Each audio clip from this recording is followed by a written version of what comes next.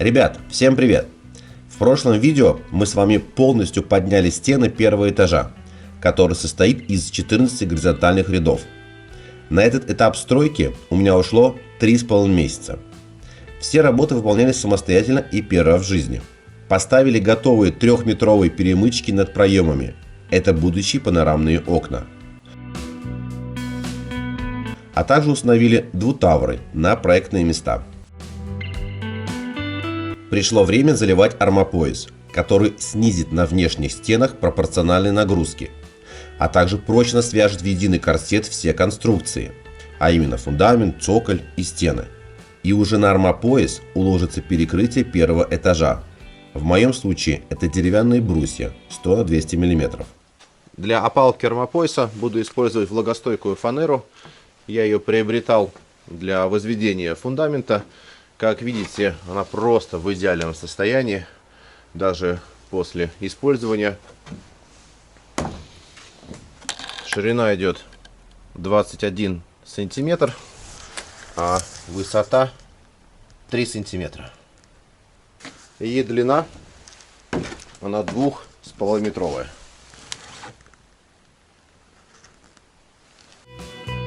На всем протяжении армопояс буду собирать, используя лазер с приемником, чтобы не завалить горизонт.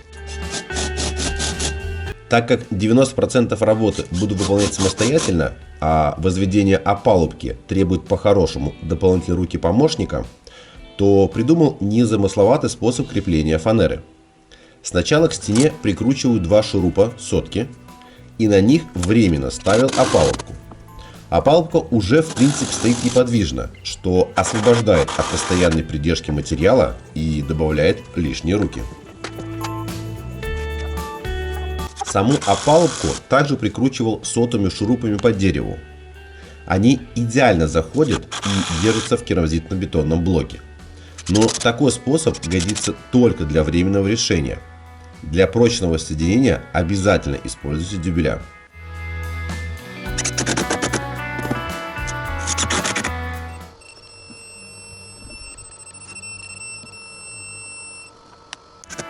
Между собой щиты крепил бруском 25 на 100 и используя 40-е шурупы.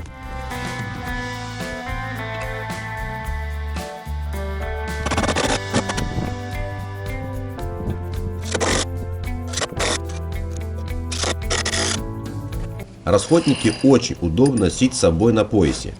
Работая на высоте, каждый забытый инструмент или шуруп заставляет постоянно спускаться вниз, что тратит ваше время и силы.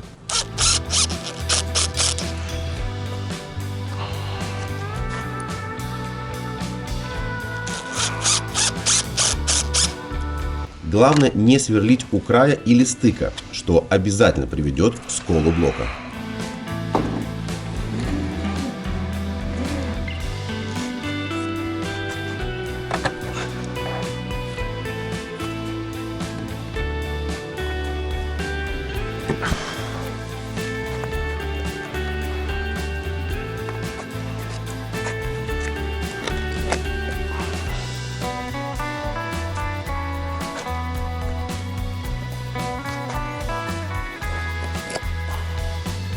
Углы крепил на усиленные металлические уголки. Их у меня в достаточном запасе остались еще с момента возведения фундамента. Если сборку опалубки армопояса сравнивать со сборкой опалубки фундамента, то это как детский конструктор Лего.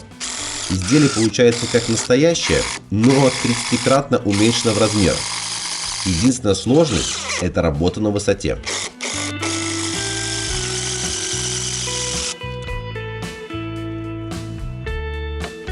Строительство для меня – это отдых от житейских обязанностей и проблем. Мозг полностью отдыхает, легкие наполняются свежим воздухом. Я даже как-то в комментариях писал, что это мое хобби. Да, согласен, дорогое хобби, но по-другому не назовешь. Кто-то любит рыбалку, кому-то нравится охота. И я нашел свою нишу. Причем на разных этапах жизни у меня были разные интересы. Лет 15 назад мы с ребятами гоняли по лесам на квадроциклах. Занимался сноубордом и вейкбордом. А теперь, видимо, пришло время из уютного дома рассказывать сыну про сорт яблони, который посадили в прошлом году.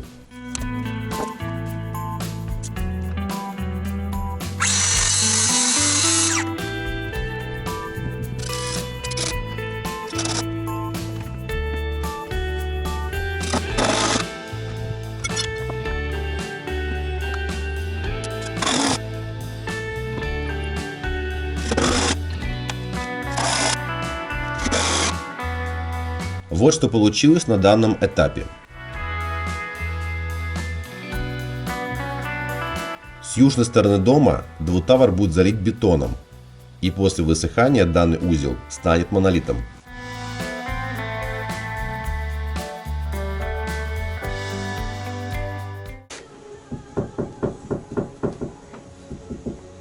Тут обнаружилась проблема.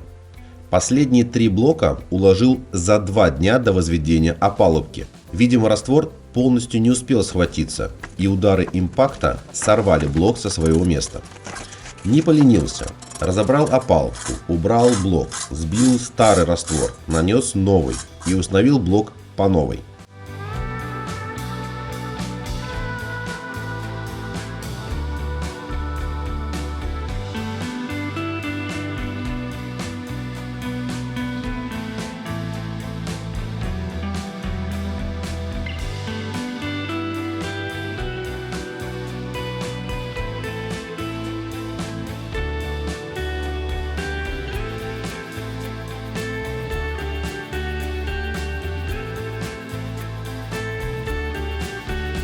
Поставил опалубку обратно, но при креплении шуруп не вкручивал в свежеустановленный блок.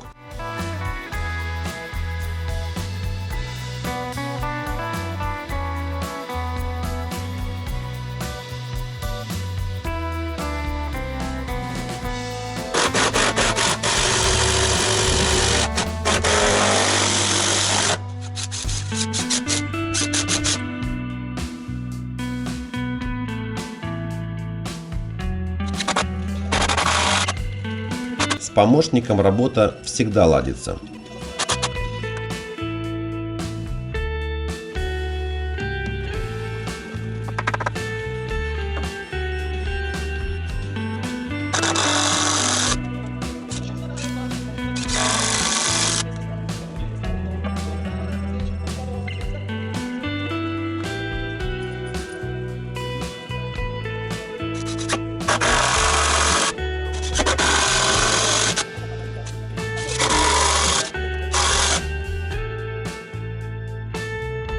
Большую часть уже собрал.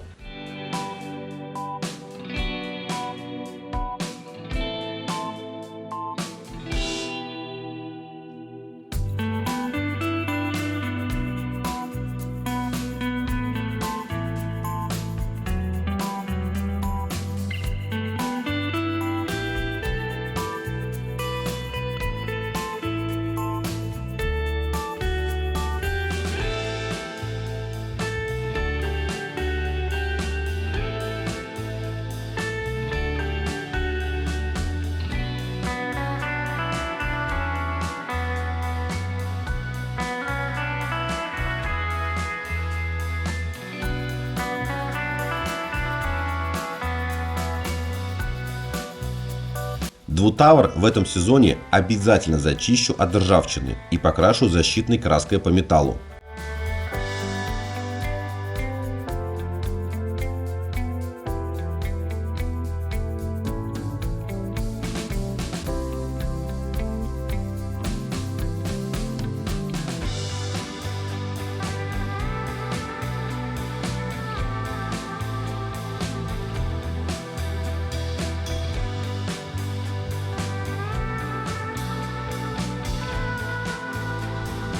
Угол сразу собирал в строго вертикальном положении.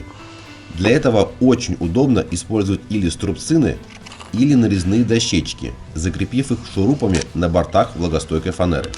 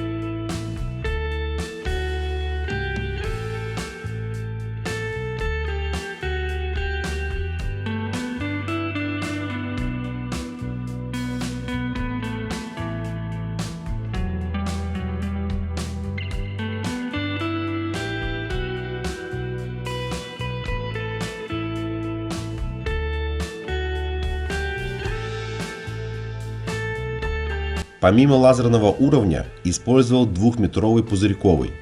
Я, конечно же, показаниям лазера доверяю, но вот осязаемому типу инструмента как-то больше доверяю.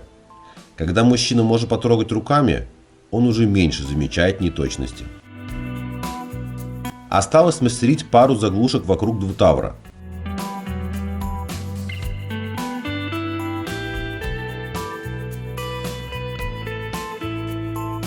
Вырезал шаблон из картона и по нему выпилил из той же фанеры недостающую часть пазла опалубки.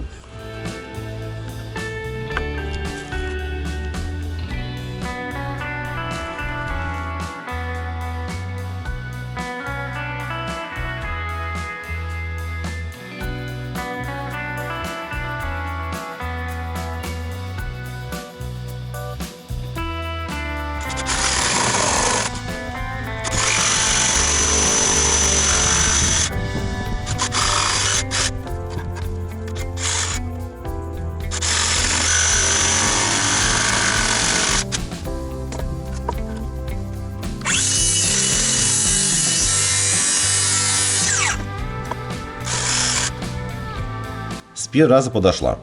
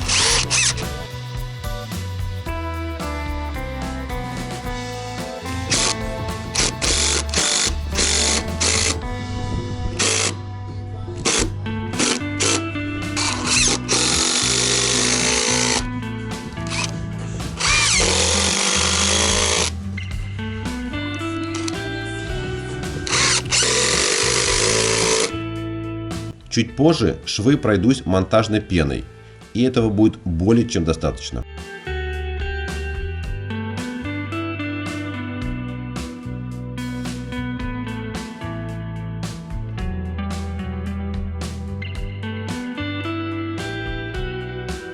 С другой стороны, также закрыл все щели. Лучше продумать заранее о возможных протечках до принятия бетона. В противном случае придется ловить убегающий бетон, что время и трудозатратно. Не поленитесь все перепроверить и закрепить заблаговременно.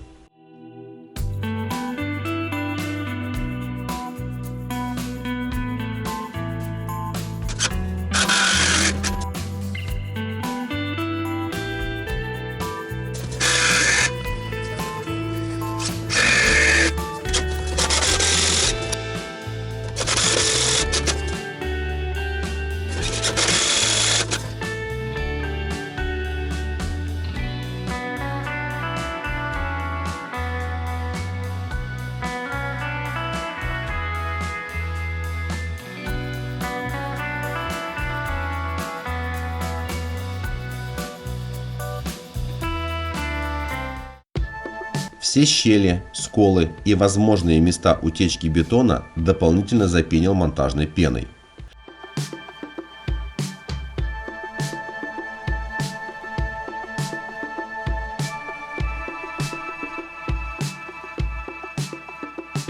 В этом случае качество и тип пены не важен. Идеально использовать остатки материала.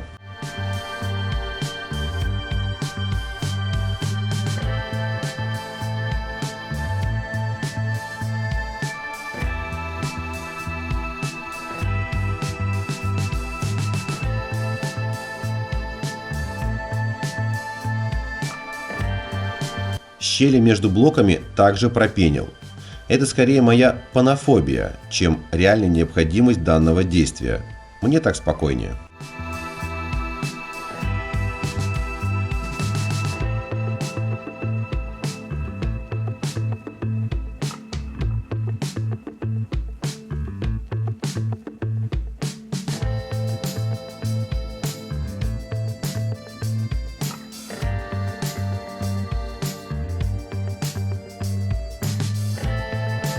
Излишки срезал канцелярским ножом.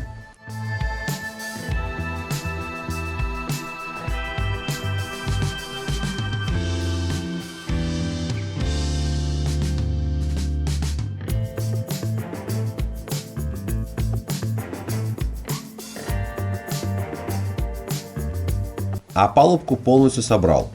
Люблю работать с деревом и шуруповертом. Вот есть в этом свой кайф. Далее занялся армокаркасом. Это такая конструкция, которая предназначена для придания бетону дополнительных прочностных характеристик. После схватывания раствора получившаяся железобетонная конструкция устойчива к сжатию, растяжению, изгибу и излому. Для продольных прутов приобрел рифленую арматуру 12 диаметра. Хомуты будут из 8. Можно, конечно, и 6 было кинуть, но разница в цене незначительная, а спать будет спокойнее.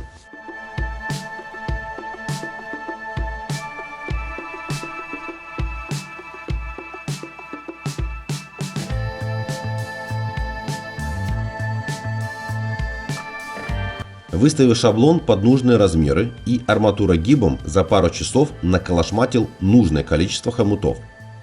Арматурогиб не обязательно покупать, хотя он недорогой. Можно использовать трубу большего диаметра с толстой стенкой. Тоже неплохой вариант, кому как удобно. Хомуты связывал готовой вязальной проволокой 1,2 мм. Ни в коем случае арматуру нельзя сваривать, поскольку из-за сварки место соединения становится слабым. Оно становится пластично мягким. Это негативно влияет на прочность соединения. Конечно же, качество исполнения сварного шва зависит от вашего опыта. Но зачем рисковать? Да и уровень моей сварки пока что желает быть лучшим. Армокаркас собирал прямо на опалубке. Мне потом собранную металлическую конструкцию одному будет не поднять на 2-й этаж. Слишком тяжело. Поэтому было принято решение все вязать на высоте.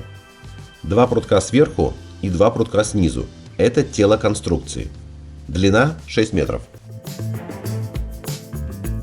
Поочередно добавлял хомуты через каждые 30 сантиметров.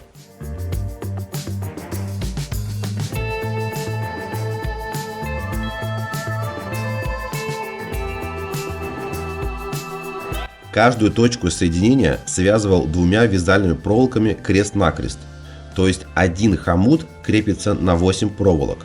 4 сверху и 4 снизу.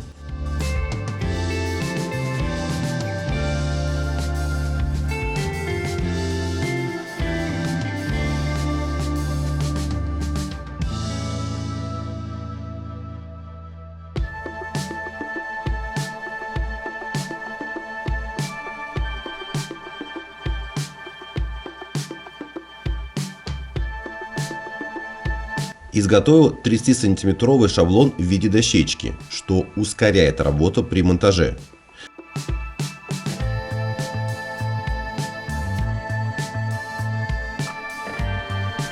И можно и замерить нужную длину между хомутами, и постучать по хомуту, если он застревает. Волшебная дощечка.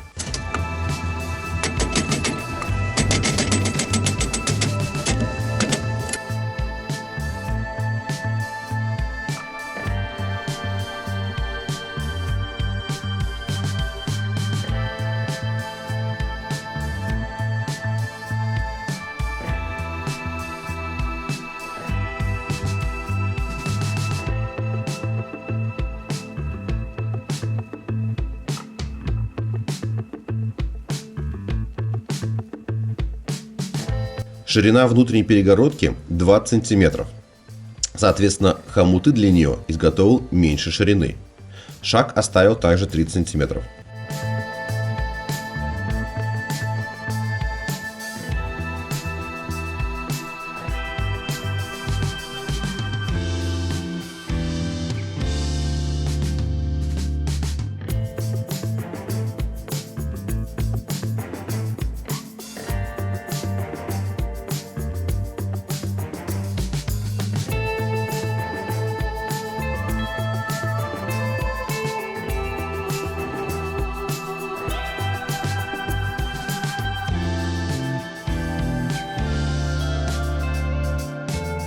Прежде чем опустить армокаркас на проектное место, необходимо расставить пластмассовые стульчики.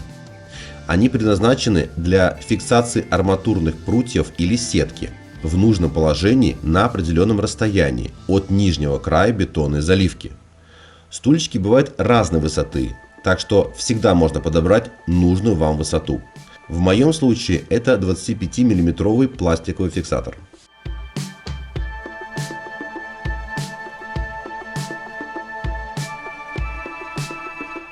Стульчики расставлял через каждые 50-60 см на каждую сторону.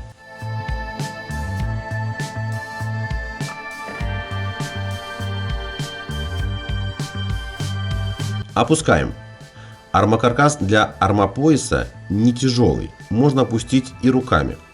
А вот когда связывал армокаркас для фундамента, для данной же процедуры использовал металлическую трубу, оперев ее на опалубку. Тем самым создал плечо для перераспределения нагрузки. Всегда рассчитывайте свои силы.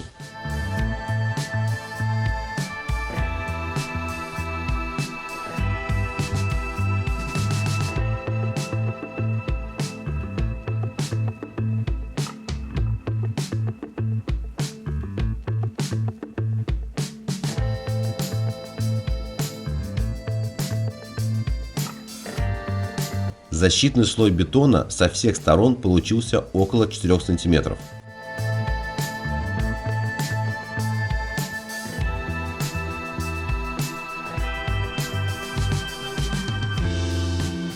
Защитный слой формируется высотой и шириной хомута, так что этот момент необходимо учитывать заранее при формировании хомутов.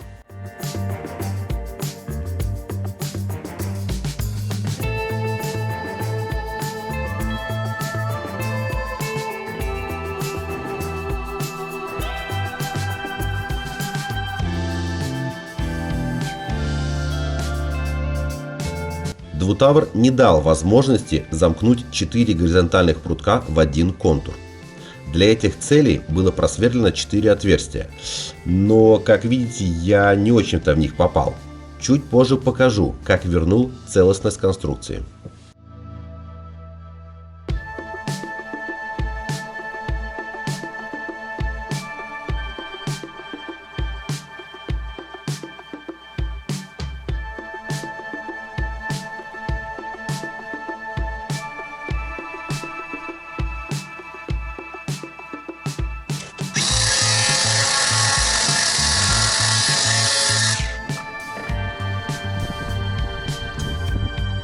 Осталось сформировать правильные углы армокаркаса. Это очень важный момент. Из 12 арматуры согнул по 6 углов на каждую сторону.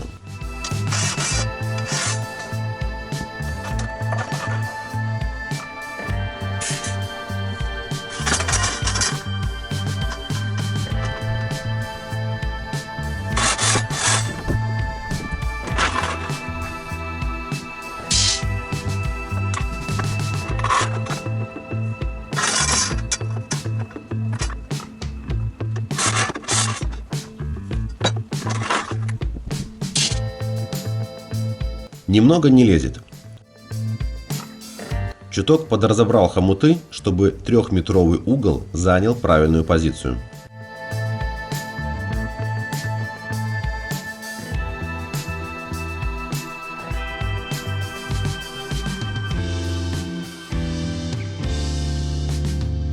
С одним углом можно подзастрять на пару часов работы.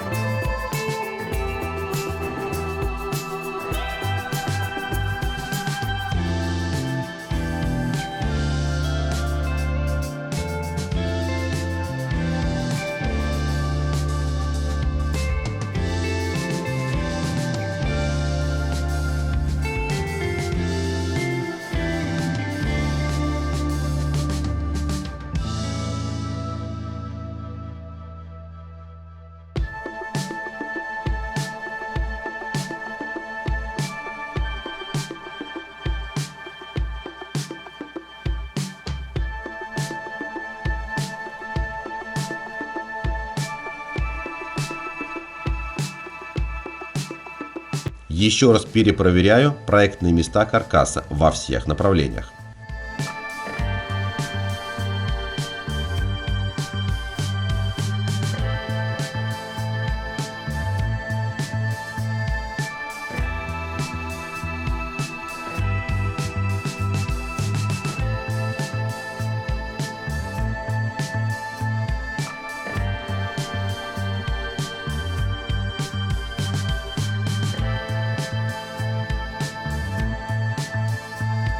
Так,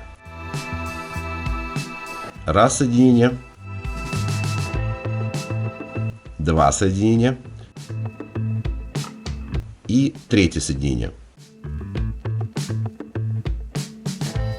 Аналогичные углы на нижнем ярусе.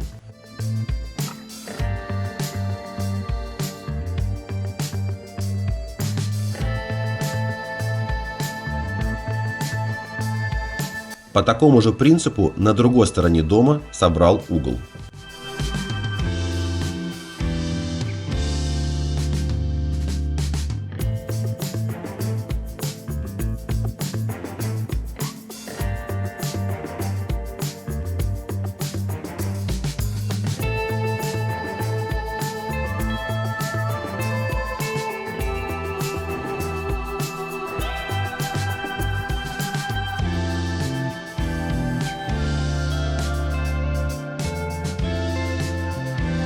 Т-образный угол связывается намного проще.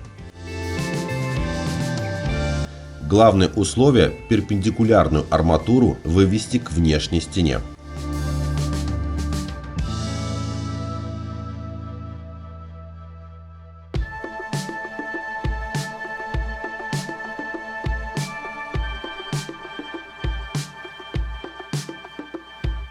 Арматуру завел внутрь двутавра. Эти две полости будут залиты бетоном.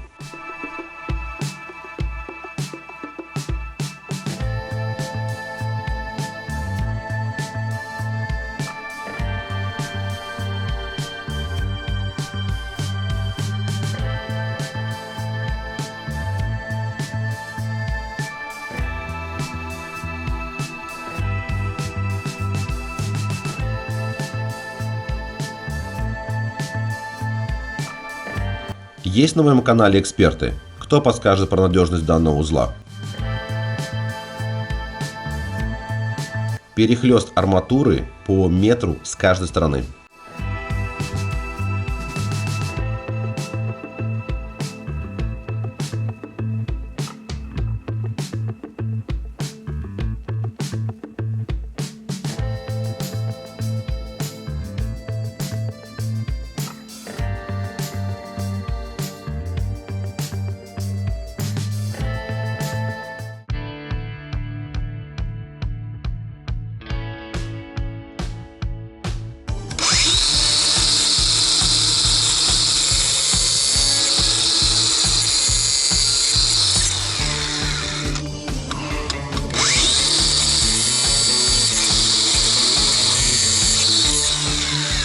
И последний штрих – это привязаться арматурой к основному дому.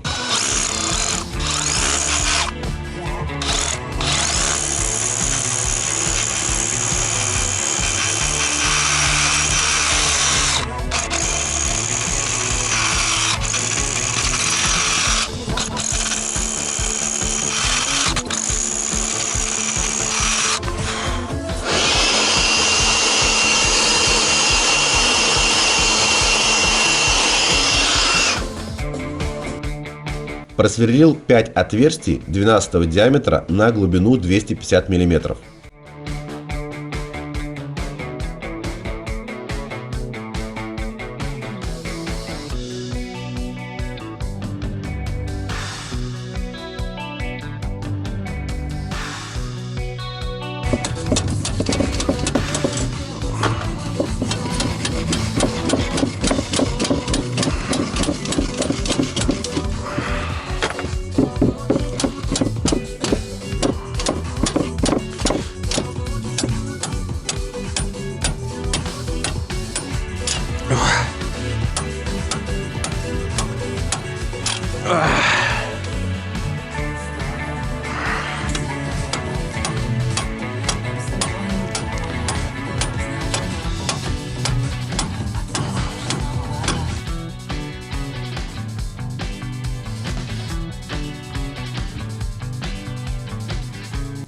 Забил 12-ю арматуру и связал вязальной проволокой все важные точки крепления.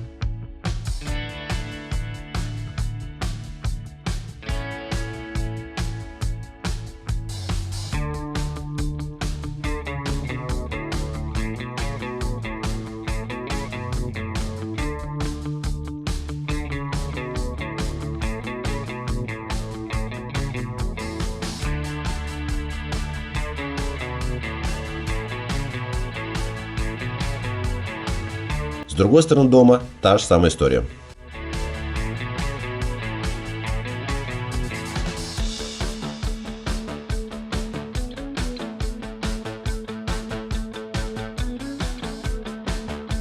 В обязательном порядке продул весь образовавшийся мусор из опалубки. Прочность бетону он точно не повысит.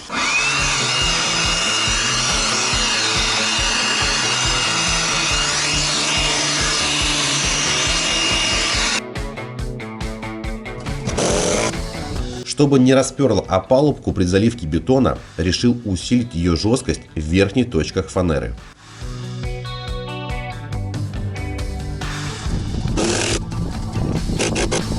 Можно было бы сверху прикрутить горизонтальную доску, что, несомненно, усилило бы мою конструкцию.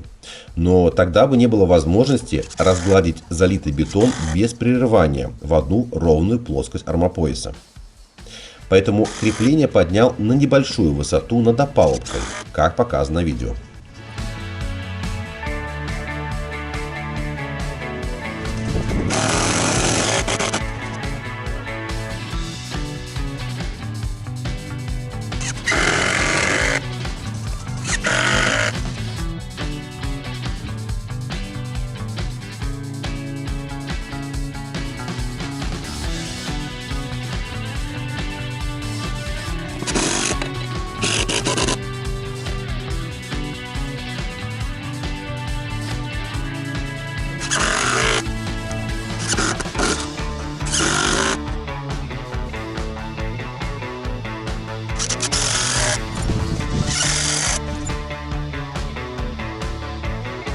Одновременно выставлял опалубку строго вертикально по уровню.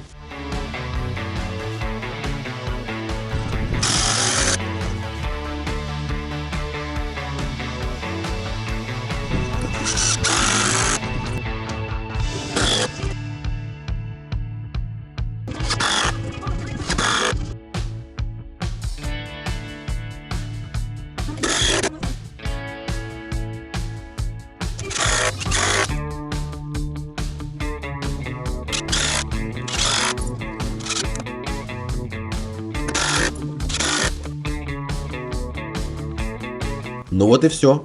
У меня все готово для принятия бетона.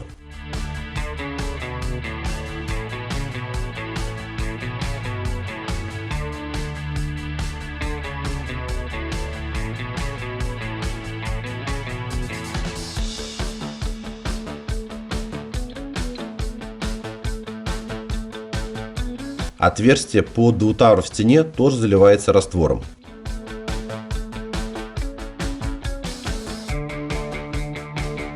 Пропенил все образовавшиеся щели.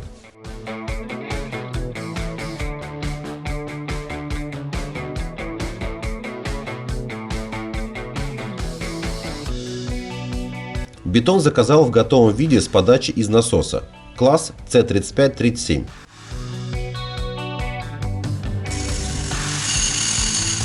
Не стал сразу лить бетон в опалубку, как в прошлый раз при заливке фундамента. Сначала выходит очень сильно разбавленная смесь с водой, поэтому стоит сделать пару плюх мимо опалубки, да и сразу будет возможность оценить визуально качество бетона.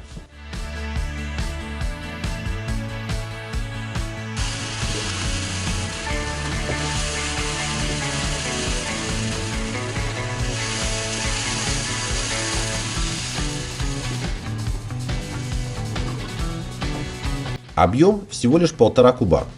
Доставка бетон-насоса стоила мне дороже, чем объем заказанного бетона. Можно было бы, конечно, купить готовую смесь в мешках такого же класса, а это 75 25-килограммовых мешков, да еще и самому замешать бетон в мешалке. Экономия всего лишь 40 евро, но трудо и человекозатраты сумасшедшие. Загрузить мешки, привезти, замешать, поднять ведрами на леса. Одному уж тут точно не вытянуть.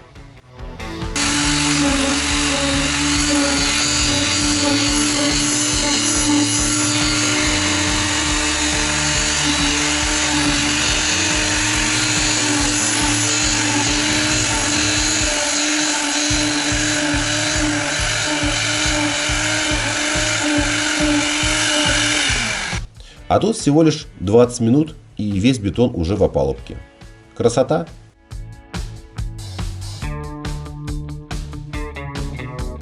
Взял к себе в помощники своего товарища. Все работы с бетоном – это сложные работы. За короткий промежуток времени необходимо сделать огромный объем работы. Товарищ принимал бетон, а я следом вибрировал раствор. Вибрация позволяет избежать скопления в одном месте щебня или образования пустот в бетоне. Излишнее содержание воздуха и воды в бетоне ухудшает его прочность. А с помощью вибрации мы получаем однородную смесь с наилучшим соотношением воды, воздуха и цемента, достигая необходимого качества бетона.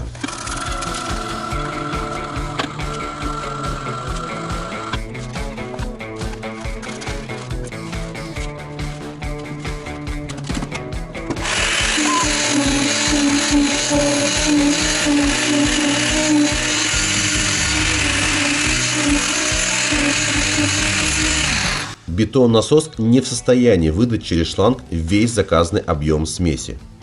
0,2 куба всегда остается в системе, которая сливается прямо на землю при чистке. Остатки перетаскали вручную ведрами.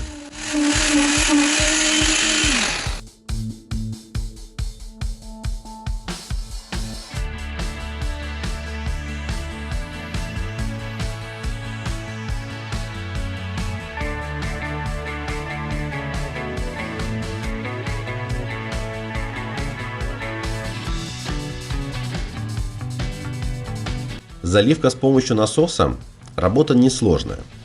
С нашей стороны необходимо немного направить шланг, чтобы он не лил мимо опалубки. А всю работу выполняет оператор бетон-насоса. Нам с ним очень повезло. Он делает все аккуратно и точно.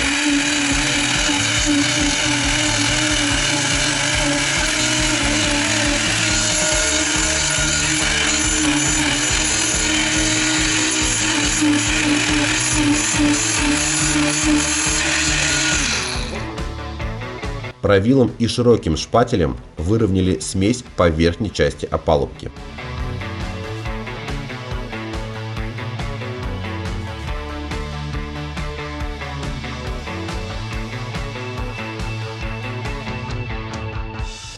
Ребята, это адский труд. Не стоит экономить там, где можно подорвать свое здоровье.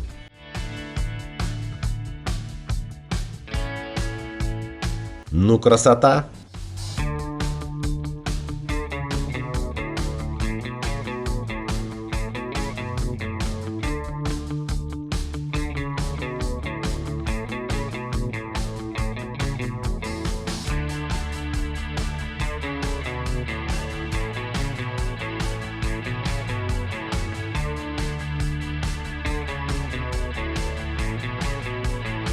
Ой, уже трещинка пошла.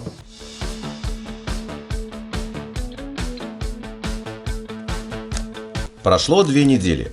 Можно смело снимать опалубку. Это самое интересное и долгожданное занятие. Бетон желательно продолжительное время удерживать в опалубке, чтобы влага из него как можно долго удерживалась внутри. Эти 2 недели бетон был накрыт пленкой и через каждый день увлажнялся водой.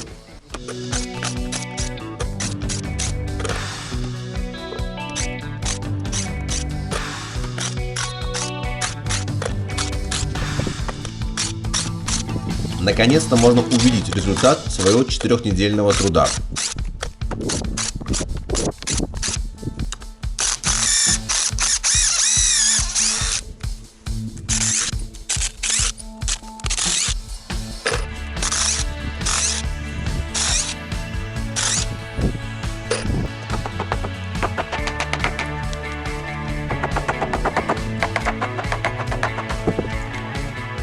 Первый взгляд, он самый важный.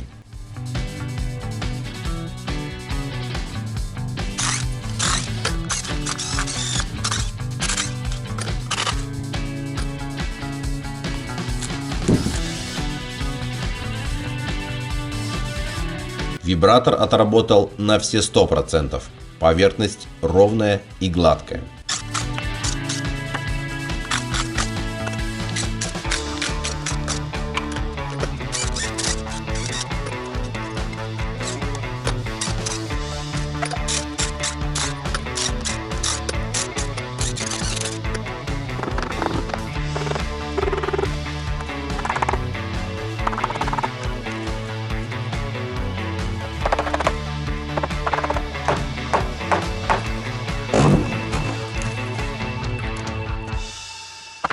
Тут больше нечего комментировать. На это можно смотреть вообще без каких-либо комментариев.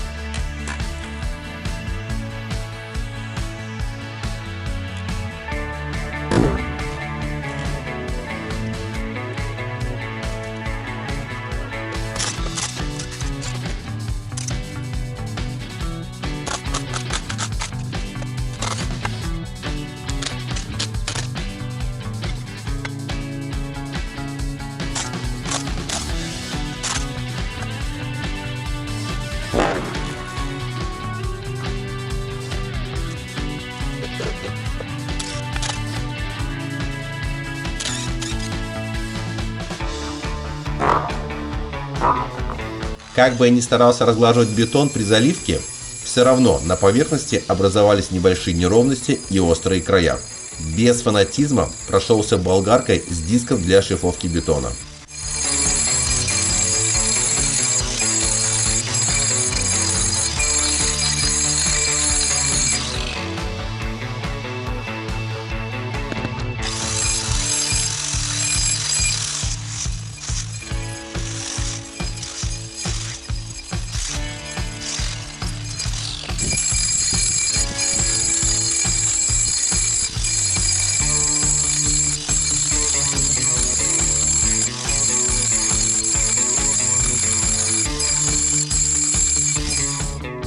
Ну что, вот такой результат у меня получился. Я очень доволен готовым армопоясом. Интересно ваше мнение. Пишите в комментариях.